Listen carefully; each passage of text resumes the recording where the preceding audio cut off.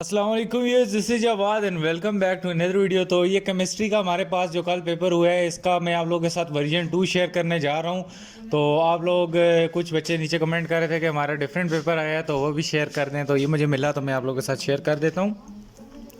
अच्छा, सबसे पहले ये डिफरेंट का क्या चक्कर हो जाता है, ये कुछ जो एरियाज़ है बैकवर्ड एरियाज उनमें पहले होता था। अभी मुझे नहीं पता ये किस किस एरिया में आया है, ज़रा नीचे लाजमी कमेंट करके बता दो।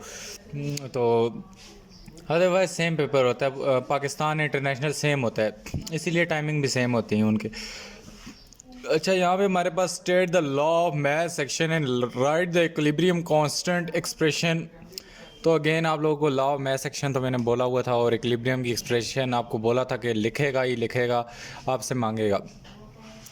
इसके बाद हमारे पास classify the following substance as Lewis acid और लेविस बेस। तो आपको बोला था कि वो आप लोगों को कोई ना कोई ये चीज़ें दे देगा, ये एसिड बेसिस दे देगा, फार्मूलाज आपको बताएगा कि आपने आइडेंटिफाई करना है whether Cl negative is Lewis acid और लेविस बेस। इसमें से प्रोटॉन डोनर कौन सा है, प्रोटॉन एक्सेप्टर कौन सा है।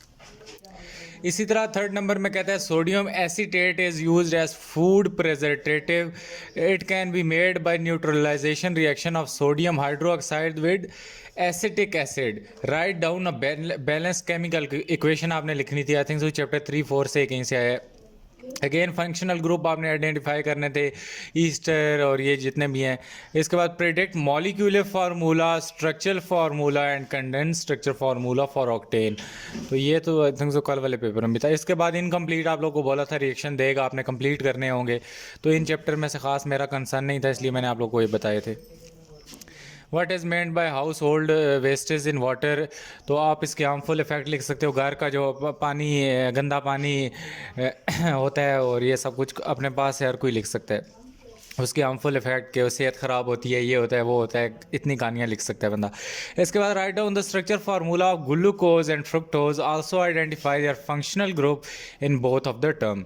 अगेन ये मैंने आप लोगों को नहीं बताया था। इसके बाद sulphur dioxide is an air pollutant released by power station, rights it's harmful effect. तो ये जो सल्फर डाइऑक्साइड होता है, ये हमारे पास पावर स्टेशन होते हैं, इनके ऊपर से धुआं निकल रहा होता है, इस सल्फर को बाहर फेंक रहे होते हैं एनवायरनमेंट में। इसके 2 हार्मफुल इफेक्ट लिखने थे। ग्लोबल वार्मिंग अगेन आपको बोला था, और साथ में इसके इफेक्ट्स से, और एसिड रेन भी बोला था। एसिड रेन आई थिंक से दूसरे पेपर में था। इसके बाद how strange behaviour of water enables fish and aquatic animal to survive in winter. Explain briefly. मतलब सर्दियाँ होती हैं तो जो पानी का स्ट्रेंज बिहेवियर होता है, जो बर्फ़ बन जाता है, उसमें कैसे मछलियाँ और aquatic लाइफ जो होती है हमारे पास ज़िंदा रहती है।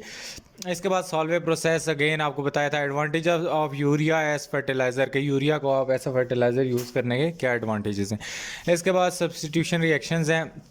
बस तकरीबन बैलेंस पेपर ही था, केमिस्ट्री का पेपर मज़े का नहीं था।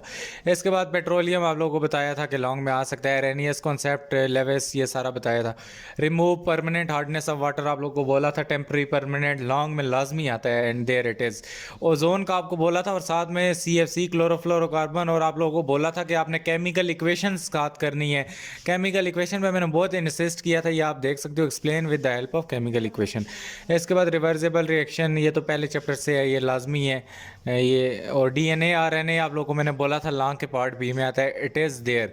तो उम्मीद है आप लोगों का पेपर अच्छा हुआ होगा। ये जो दूसरा पेपर था उससे ये पेपर थोड़ा मुझे ज़्यादा अच्छा लगा है।